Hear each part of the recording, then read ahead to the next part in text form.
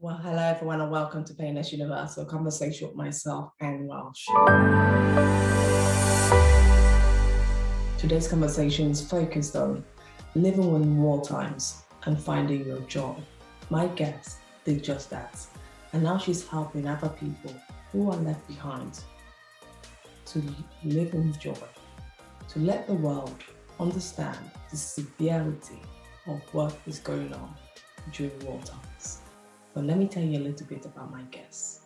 My guest, Waad Al-Kateab, activist and filmmaker. In 2009, she was 18 years old. She moved to Aleppo in Syria to study marketing at the university. In 2011, when the protesters began against the regime swept the country in Syria, she taught herself how to film and became a citizen journalist, determined to document the horrors of the war. During that time, she worked for Channel 4 and was reporting events that was going on in country. And she was reporting this to the United Kingdom and to the rest of the world. And she didn't stop there. She was filming daily events that was going on her camera phone.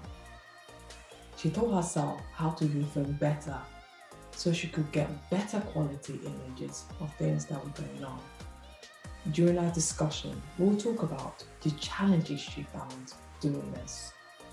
It's never easy to pick up a camera, to film distressing things. Imagine the pain of filming this, having to see it and remember it in your mind for a very long time. Now she's living in the United Kingdom. Waad documented her whole life over 5 years. As she fell in love and gave birth to their first daughter, Sama, in 2015.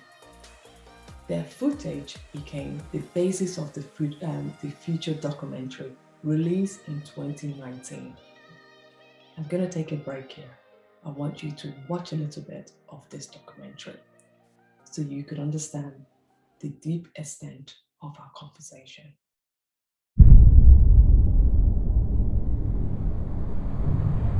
بحلب مدينتي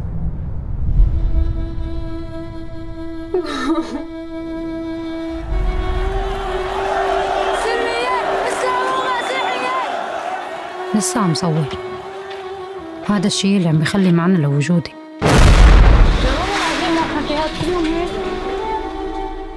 ما حدا منا كان عنده أي فكرة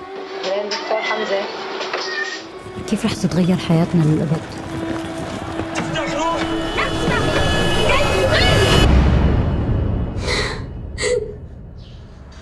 حمزة، أنا حامل.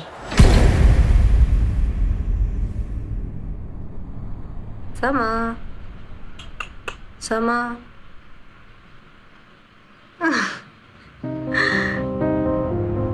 سما، عملت هالفيلم مشانك.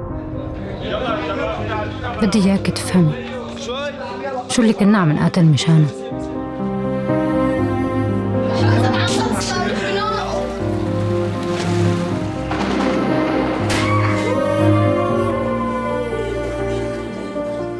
بحبك كثير أكثر من في ضرب كثير اليوم. سما، أنا بعرف إنك عم تفهمي شو عم بصير. بقدر أشوف هالشي بعيونك.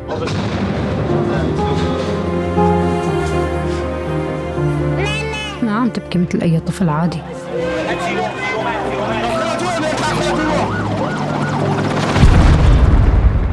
هذا الشيء اللي عم يحرق لي قلبي. جبلها بخلصك المشفى. انت جوا.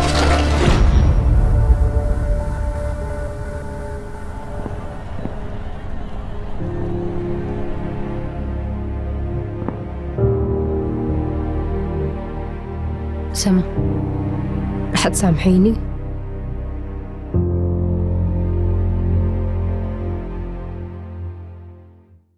As she saw that, The documentary is deep. It tells a very painful story of situations happening. For Sama has done very well as a movie.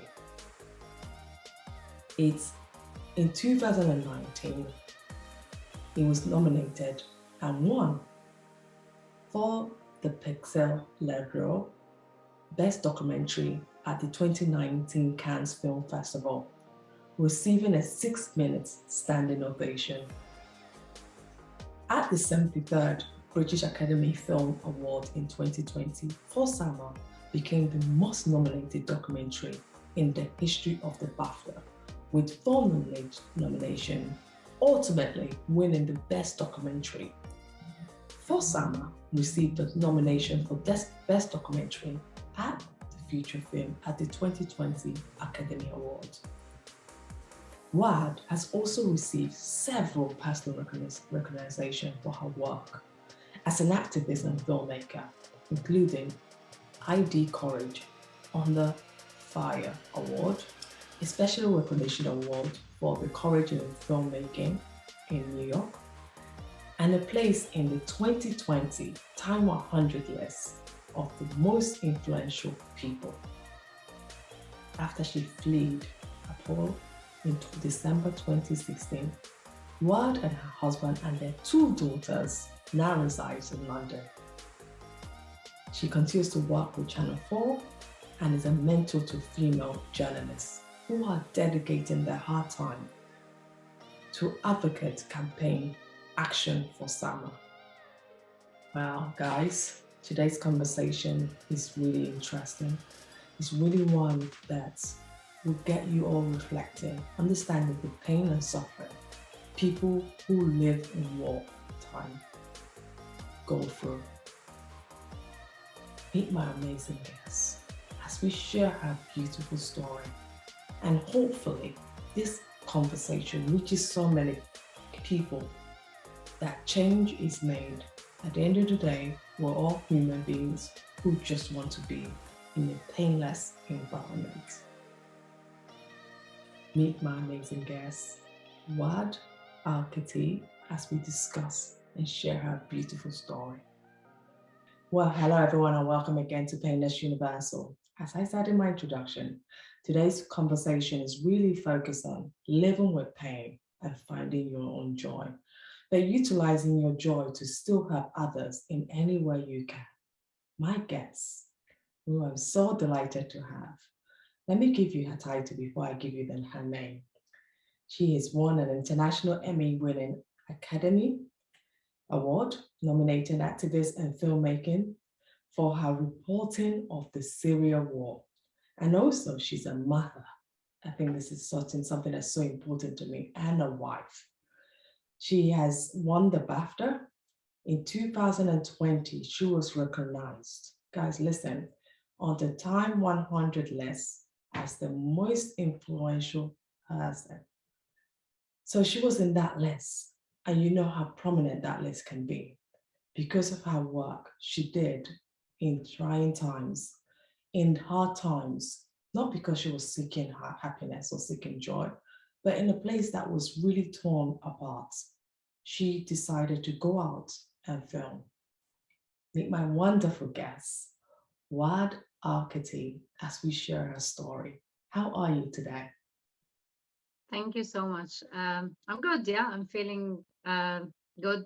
I mean, each day, like when I woke up, I had like different feeling. Today was one of the good ones. Maybe because I'm gonna talk to you. I'm so glad. I'm so glad because you know what? Your story, and I watched for Sama. I was taken aback. Even though I've lived in places of war, I've seen it. I've lived in South Sudan. I've lived in my own country, Nigeria, where they've been, some brutality happening in that part of some parts of the country states. And I've seen all of that. And you always have that memories. It never goes away. It's always there. No matter what you try to do, it stays there. And you lived in Syria. Before we get started about any of this, who are you? I'm Waad. I'm a mother, an activist, a filmmaker. I'm a woman who really had and still have a big dream. I mean, I'm still trying to find really who am I exactly. But so far, I felt like I really found myself in Syria when the revolution happened, when I was part of thousands and millions of people who stood against the dictatorship in my country. I found myself also like as a filmmaker when I did for Sama, but also when I'm doing my next film now. I truly found myself when I became a mom and when I'm still a mom now for two little lovely girls. Yeah, but I'm still looking forward to see more. Who am I? Growing up, you grew up in Syria. And what were some of the fond memories you can remember growing up in a country like Syria? I mean, there's so many, I would say, like vague memories. It's not really clear for me. I remember very also like different things where sometimes could be like opposite to each other. I remember I had like a very big dream and very like exciting life, but at the same time, like I understood exactly from very early age that this dream like won't be happening in Syria.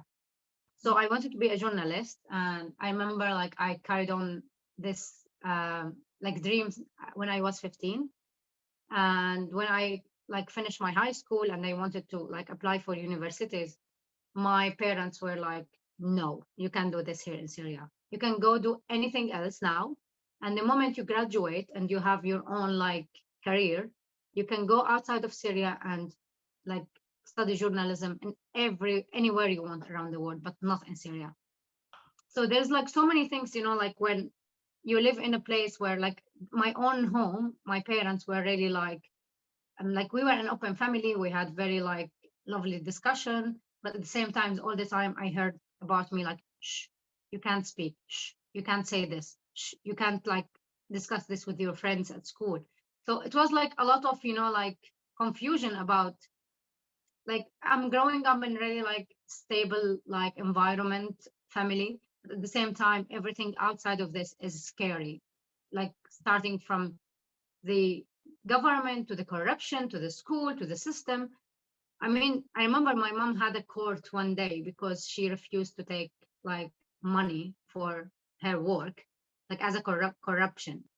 So she had like a court just because she refused to do this. And that's how everything was really like awful in Syria. Should be the right thing, but in Syria, this is like the opposite.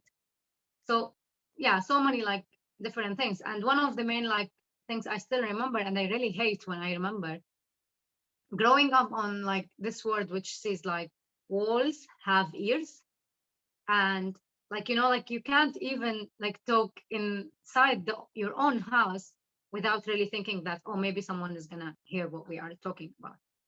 So yeah, I understand now, because when the revolution happened for me, like I had no question to myself that I'm part of this.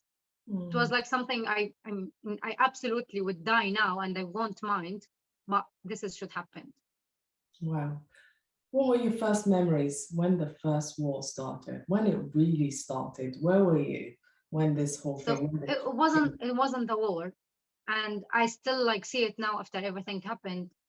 It's not only war.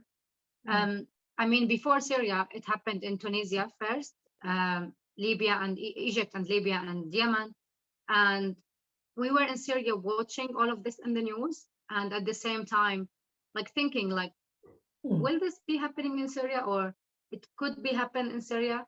But at the same time, having this like, oh, like we don't think so. Like Assad is different from all the other like dictatorship around the area.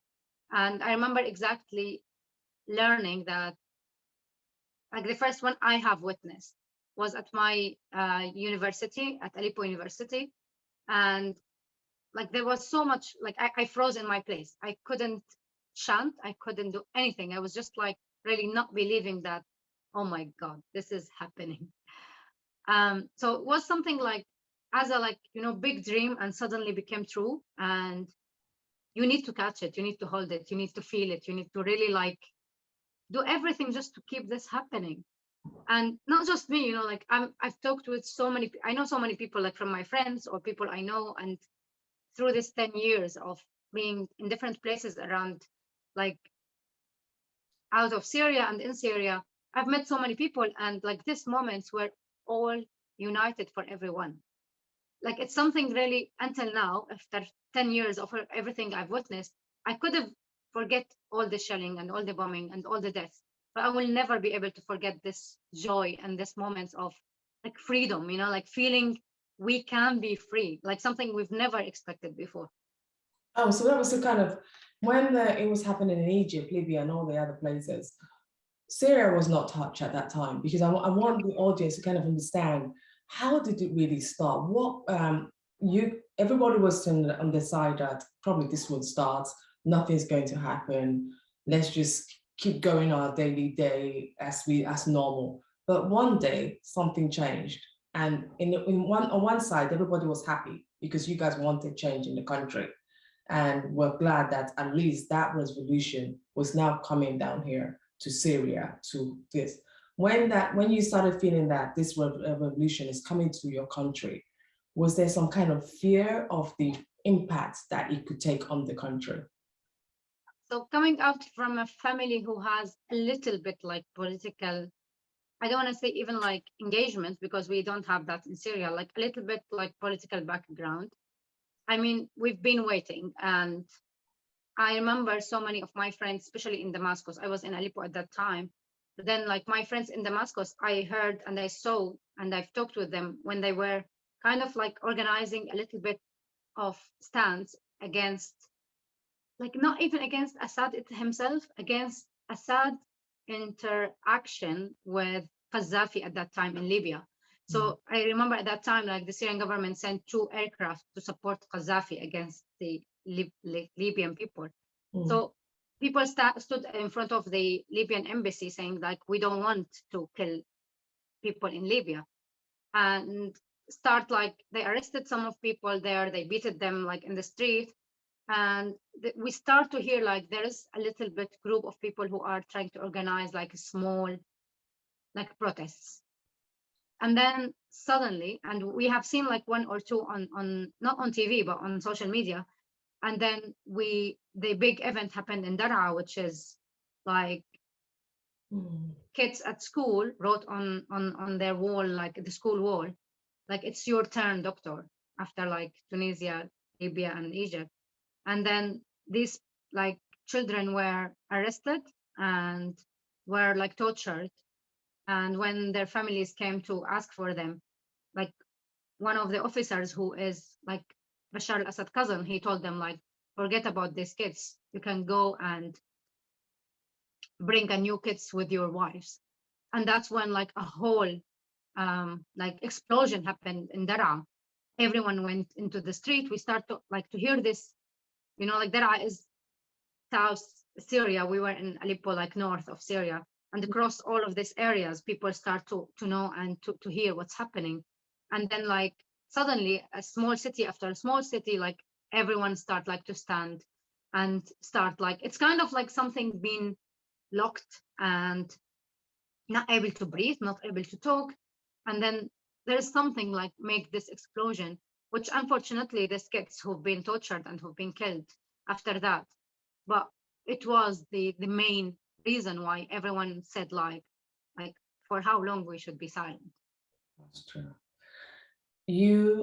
When this started, you were so brave, because what people don't understand, because a lot of people who are going to listen to this conversation will not understand the impact of war and what it does to a person, or what it does to the environment, of the fear you're living, of the constant bombarding. But you were living in that fear.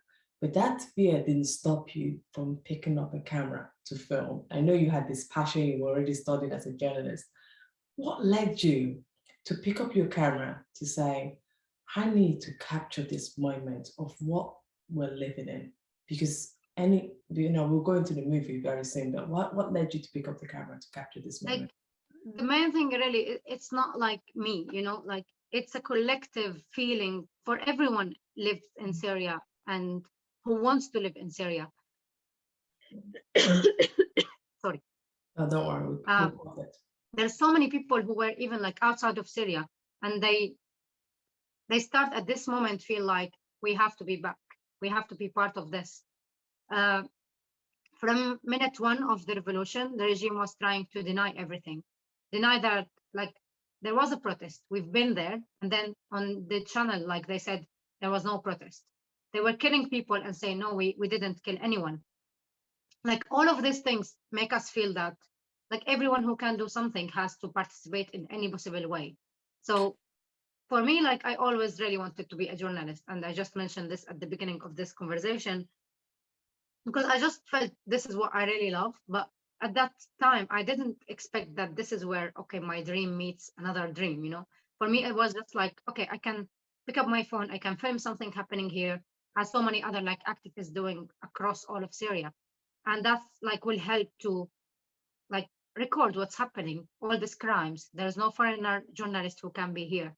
We don't have any freedom of like expression or like media, so we have to be that. We have to be the alternative way of like telling the story. And at that time it was just for us, like for my family, for my friend who's not convinced that this is happening in Syria, like for our memory, because we felt that they could kill everyone at any second and no one will know about it. So we had just to react, I would say, automatically to what was happening. And when we start to see the power of social media, the power of what these videos and these images and this even sounds sometimes make, was really important, like to keep this track and start even to organize ourselves in groups of people who they've never like worked in media, but we had to do this now. So it was really like something I would say very like random and naturally, but at the same time start to be really like effective. And a day by a day, I mean, my phone became like my small camera who a friend like gave me, and then this small camera became like a better one when I took like one training, like media training by one of the local channels who are illegally working in Syria because the regime like shut down all their offices. So like, you know, a little bit we start to kind of do this kind of like changing the experience between us as activists who none of us really understand what is the real media like or how we do a real like news um, report. And then a day after a day, a year after a year, we've been like able to really like maybe not understand the right things, how the media outside work, but we created our own ways. We were able to like one of the great examples I always really would love to talk about, something called Aleppo Media Center, who I was not part of that, but I'm so proud that this has happened in Syria, where a group of activists like from different areas in Aleppo were in communication with each other, and they were having like this whole like, I don't know, organization or company or whatever you want to call it. Like it's a structure of a whole media like situation where you can know every news happening, when you can like get every warning if a bombing happened, when you can get any like, I don't know, like was really like covering everything like a proper like news channel. And like was just like out of activists, people who just believe that they have to do this because it's important. Yeah, it's really true. Because sometimes it's just by filming, but by filming this destruction, this suffering, these people, some people have been dying, especially when they were bombing homes, that must have created so much pain just to see all of this. Because I watched the movie and I saw it, and it gives you this immediate, you know, you can't speak for a minute there because you're thinking, oh my goodness, people went through this. How did you manage to push forward and continue filming through this tragedy? I mean, this is a really big question because even at, like not at that time and even now, I can't really like, I'm not able yet to process this and really find like deeply what I was really like thinking of. Yeah. But the obvious thing for me was my feeling that I could be killed at any second and everyone else could be killed at any second. And all this like paradise that we are living in at that time, although it's like a very scary, like risky place, but this is ours, you know, like this is our city, our country, our place where, although with all like the shelling and the bombing and having some extremists in the area, but we felt like, you know, like it's our country. We are here. We are able to do something. We are trying to do something. Uh, remembering like one moment when one of my close friends, Ghais, was killed. And that was like 6 months after I really pick up a real camera and start like filming. I mean, the first moment when I saw Ghais like being carried to be like, went like to going to the cemetery, I was like, I'm, you know, like the pain that you could feel at this second when like someone who was always next to you like just gone. And at that time I had no family in where I was. I had just like them as my brothers, my sisters, my mom sometimes. And I mean, the pain I had like didn't allow me to grieve. I was just able to carry my camera and film Ghais while he's going like to be like buried. So I can't understand really what was happening, or I can't understand that sometimes this pain was the main reason why I kept doing everything I'm doing. Why I really believe that it doesn't matter like what is gonna happen with me or with Sama or with Hamza or with anyone else around me. What matters really is to save all of these things. There's so many times where I wasn't able to keep filming, or I was just like crying behind the camera and not able to like, you know, like a settle like one frame. And sometimes I was able to carry the camera and do like a proper frame like any professional journalist, while I was devastating behind this. So I don't know, like there was something bigger than me, stronger than everything I could even hold as like one girl. But it was the need for all of this like videos. Yeah. One like scene in the film which I always really like, I can't stop talking about that, but the baby who was born in the hospital when the attack happened, and his mother was almost like could lose him. And when he was born, he was like totally like a blue baby, where you can't think he might make it, like, and he would be alive. And one of this moment for like I just gave birth to someone in the same room 3 months before this. And I mean, how you could think about it as a mom, you know, like I don't know what I felt. And there was so many like voices in my head, like telling me like, turn this off, go away, turn this off, go away. You can't handle this. You can't handle this. And not because the baby opened his eyes, because of how important is it to show everyone on earth that a baby who is not born yet was killed. Like just the idea of how crimes is being like committed in this place, and no one really care about this. And Assad is still like in his palace, and all of us have to be like today, after 10 years of all of this, being in exile, not able to be back to our country. Yeah. I mean, I don't know, like really, it's a lot of things. I could keep talking about this until tomorrow, but I would say that the pain and this suffering who make me do this, not because I'm really like proud of that, but because I'm really like, I had to do this. I had no other option. And you have watching your daughter grow up, Sama, beautiful, beautiful girl. Watching her grow up in these times, what was going through your mind when you every morning when you see your daughter?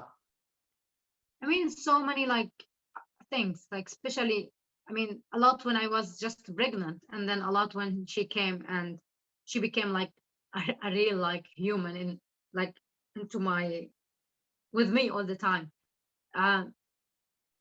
Like I learned so much from her, and I lived so much just for her, and I lived so much just because of her. And you know, all of these things coming together like bring you to the moment that, is it really all worth it if something happened to her? Is it really worth it if she grow up as an orphan because her mom or her dad are not alive anymore because a choice they have taken?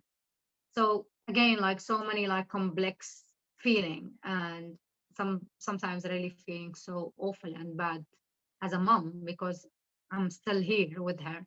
And sometimes I really feel like it's why we bring children to this world. Is it just to eat and like drink and grow up and having like going to school, or is it because what is the meaning of our whole life? It's all ended up back to her mom and her dad took this decision because they believe like in a freedom, in dignity, in a better future, not just for her but for everyone else. Yes. So it was really hard to keep the balance between like what my feeling is, and a lot of times like just upside down, like in a very dramatic way. But I mean, I'm lucky. I have survived. Yeah. She's fine. She's not having any like injury or like even mentally she's now fine. But when I'm thinking of this, I'm thinking of all the other kids who couldn't make it, who you could have seen in For Summer, who other people I maybe not even know them. Yeah. But I don't know, like it's really you did so well. You did so well to manage to pull through this together, to show the world the real impact of what was truly going on. Because if you didn't have this film recording and telling the story, nobody would really know the true impact. In 2016 December, you received United Nations communication that if you were to survive, you have to leave. When you heard that communication, what was going through your mind, especially thinking about your baby Sama and the rest of the people that you are also protecting? I hate the UN. I hate all the governments of the world. I hate everyone like who could be responsible for that. As much as I'm really happy that we could survive, but they didn't give us an option. Like there's no option when you say to someone, you either stay and be killed or you leave. This is like displacement. This is forcing us to leave our house. This is helping the government, the regime, Assad and Russia and everyone else who was like killing us, to take control like of the last thing we own, which is our city, our homes, our place. So was really like I tried so much to tell everyone about this, because for me, like, this is another crime, an additional crime to, like, it could have been much easier for us if we left by ourselves, but even this wasn't our choice. And giving you the feeling to live after this your whole life thinking about that moment and what happened and what could have happened, because even like displacing people was not safe. Like so many people within that week, and I tried to explain that in For Summer as much as I could. Like there was people who were injured while they were crossing. There's people who still missing until now. And where is the UN from all of this? Yeah, you force us to leave and you're not even able to protect us while we are leaving. Like I really I don't know where to start and where to end, but everyone was telling me when I left, like, oh, congratulations, you make it out, you are alive. I mean, no, I wasn't happy. This wasn't something we wanted to do. We wanted to be protected while we are in our houses. We were like, what they should have done, not like displace us and give the city to the regime and to one who was killing us. They had to protect us in our houses. They had to stop the shelling, to stop the bombing, to help injured people, to help hospitals, not to like get everyone out, like mentioning that they evacuate people. So, I mean, like it's now maybe 5 years since this happened. And even the UN themselves, they're not talking about this in the right way of what was really happening. And I'm really like feeling so bad when I look at other cities who the same thing happened in different areas in Syria after Aleppo and even before Aleppo. And the same way of dealing with people, the same like, I mean, you're just supporting the power, you're just supporting the authority when you like force people to go out, or yeah, you can stay, but you're gonna be killed. We can't do anything for you. So it must just be like, a little bit of what happened in reality. It must have been very painful, the fact that everyone had to leave so rushfully, where in reality you wanted to stay home and be protected at your home, in your city. Because, now some people are lost, they don't know where they are. People were killed along the way because of the rush to safety. When you finally got to United Kingdom, because this is where you now live, did you find peace being here, and how have you been able to continue the work you were doing back in Syria? I mean, I'm well, I'm doing well, I'm really okay. But I don't think I will never be able to find peace while country is still like going through the same thing I've been through. I mean, I've lived through this. I understand exactly what like bombing mean, what shelling mean, what knowing like what tomorrow like carry for you, especially when the main topic could be like death. And this is still happening now as we're speaking. So yeah, I am safe now. Sama is safe, and I have a good life. I have a good career, but my country is not.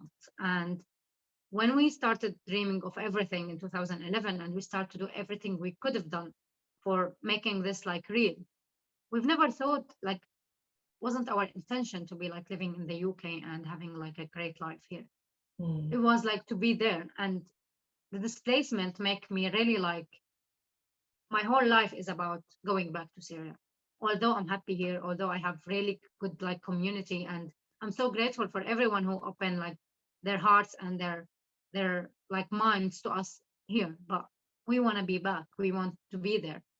And even this like ask about going back and be there, it's a privilege when you look at other people who are in Syria and they just can't find any way to leave, because this situation is very bad, because the bombing is still happening, because the regime is controlling like now maybe 90% of Syria, and this 90% lives under fear and under very bad like economically circumstances, which people really dying because they have no enough food, no electricity, no water. I mean, you've been to so many places and you totally understand this, but what's happening in Syria now, like no one can even imagine that this is still happening. Like there's still over 130,000 people who are in Assad prisons today, and people doesn't know anything about these people. So I don't know where to start. I don't know where to end, but I have to ask you about the movie. How did that come about for Sama? Because that's the amazing thing about you, is that you work hard, you didn't just stop, you came up and you said, the world needs to see this. How did the movies for Sama come about? So I filmed everything you have seen in the film before I was displaced out. And at that moment, like the displacement moment was something about really losing everything, even like ourselves at some point.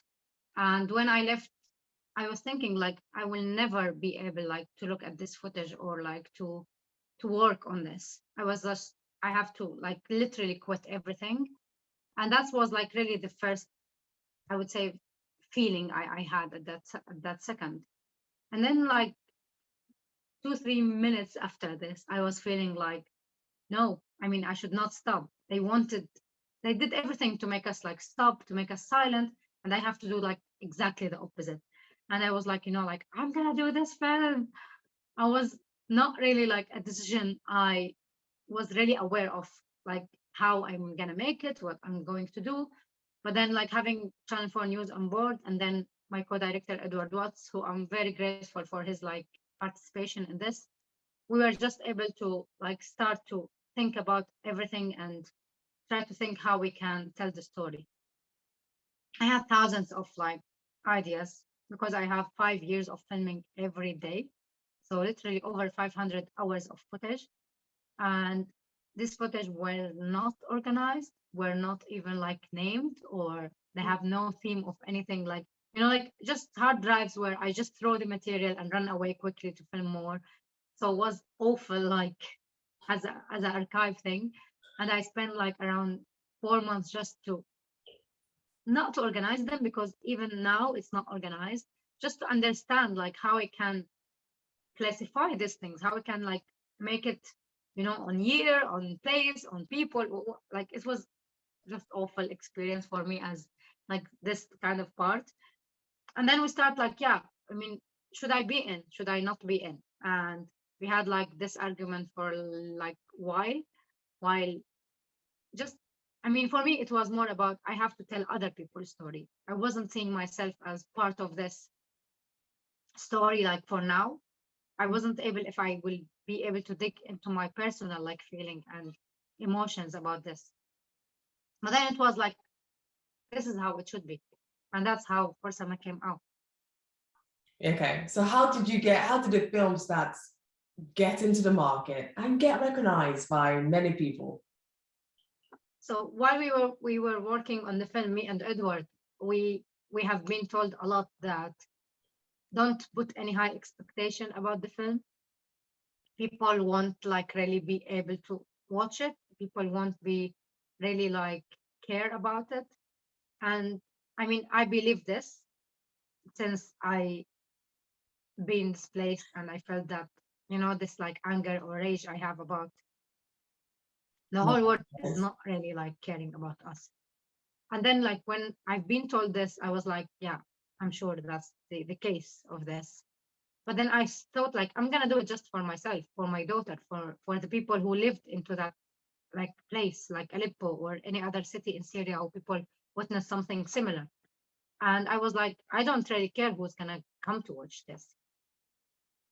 And I remember exactly the first screening we had in South by Southwest in Texas, in America. And I was sitting, me and Edward, like alongside the audience, and we were waiting to count how many people will leave before the film finished. And we were quite like shocked, like through the film that, I mean, no one is leaving.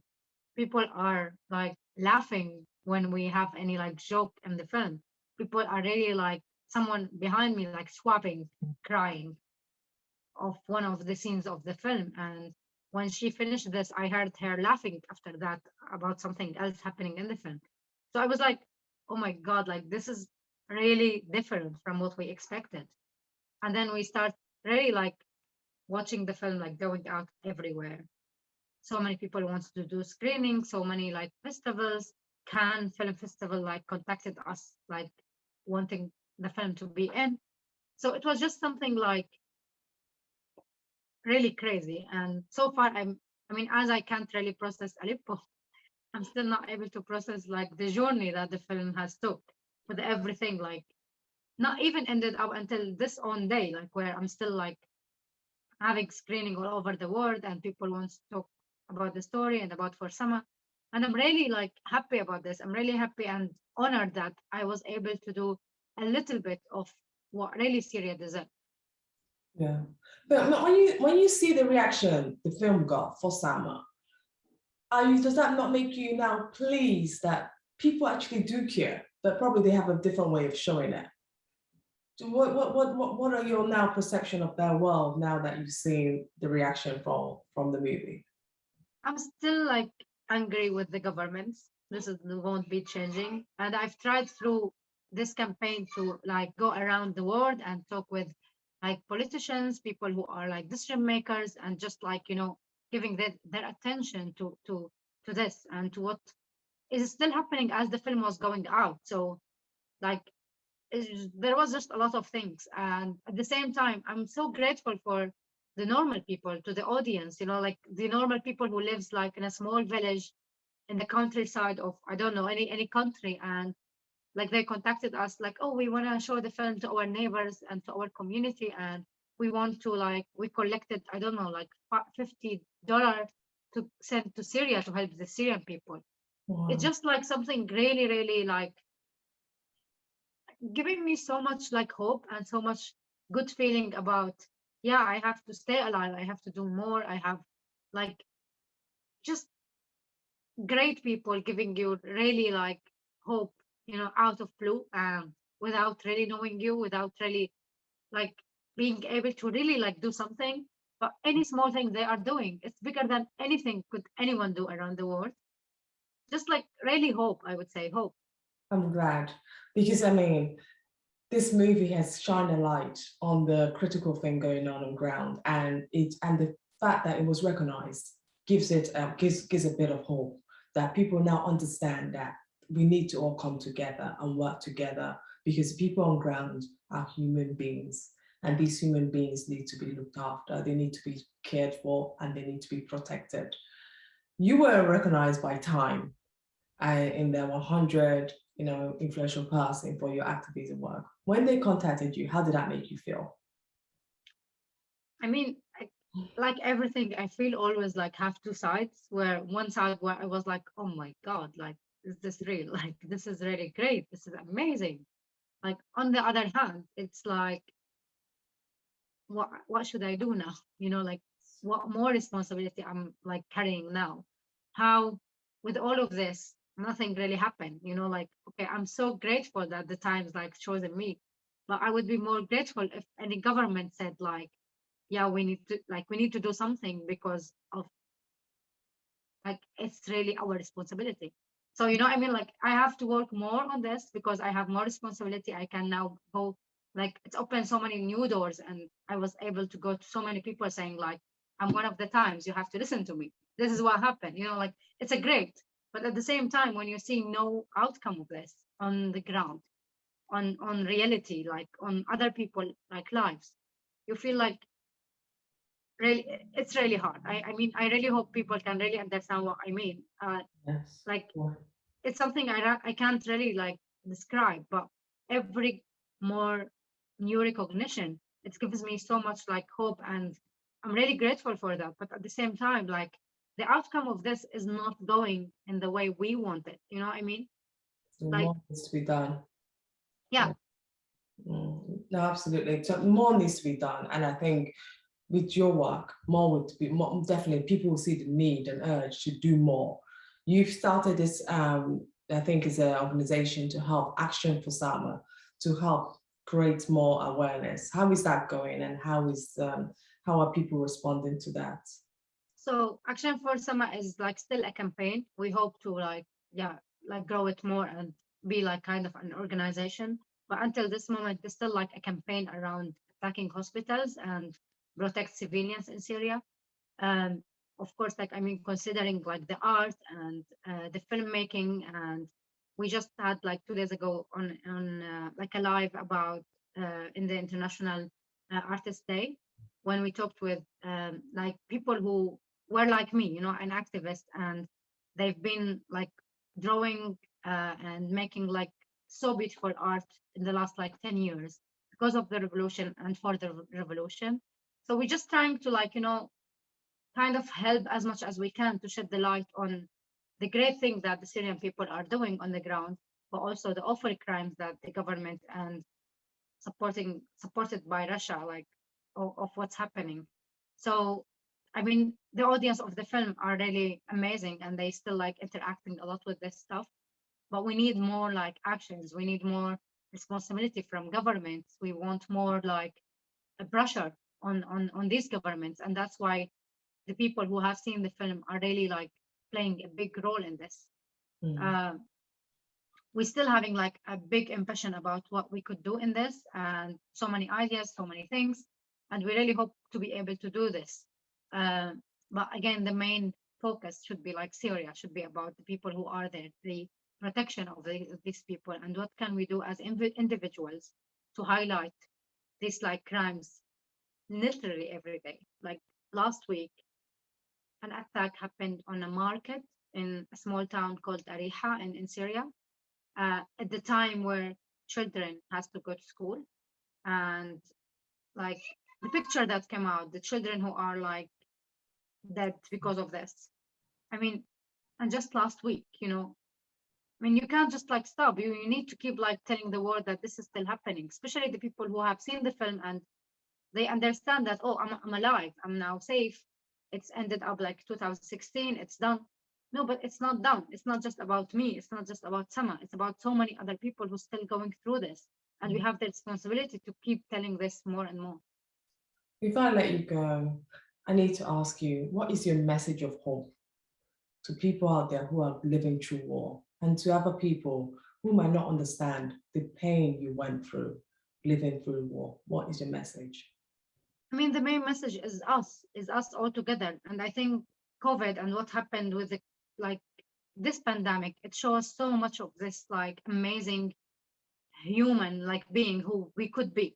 And I mean, people could not really relate it to each other's situation, but they can now understand what does it mean to feel like left alone, to feel abandoned, to feel like fighting something much, much, much bigger than all of us. And we need to stand together, at least if we can't really like defeat it. So we need help. We need help in every level. We need understanding of what's happening. We need like story to be saved and to be told and to be retold and to be known. Like what's really, really hurts me now when someone's saying, oh, Syria, it's over civil war. No, it's not civil war. It was revolution. It's war now. But between two wars, there's like a whole country who've been like destroyed, a whole people who've been displaced, a whole people who've been like killed. We can't just say like, oh, it's awful like civil war. It's not civil war.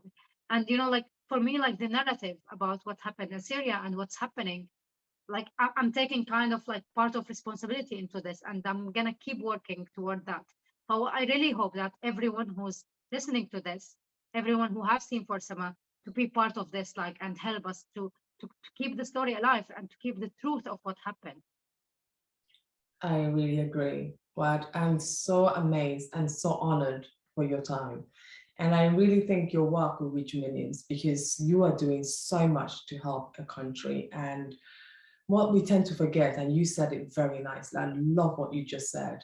The pandemic will teach people that when you're in pain, because we live in a selfish world before the pandemic, we're all selfish, we're all doing our own thing, and people say, oh, what is it? They never felt the pain before, they've never felt the pain of anything. But now people finally felt pain. And now they realize that pain is real. Now, when people come out and say they're going through a tough time, you have a different approach to the way you listen to them and hear their story. I really appreciate that. Any final words before I say go? Any final words? No, thank you so much. And really thank you for helping the story to be out and to have more audience for this. And I really hope that everyone will be safe and we're having like a world where there's no more wars, there's no more like risk, there's no more like death. Yes, thank you. We have enough problem with the pandemic. So I think if we could focus on the pandemic and leave the war behind, because no point people dying needlessly for just the sake of ego reasons or whatever reasons they might have. Thank you so much, Waad. Thank you so much.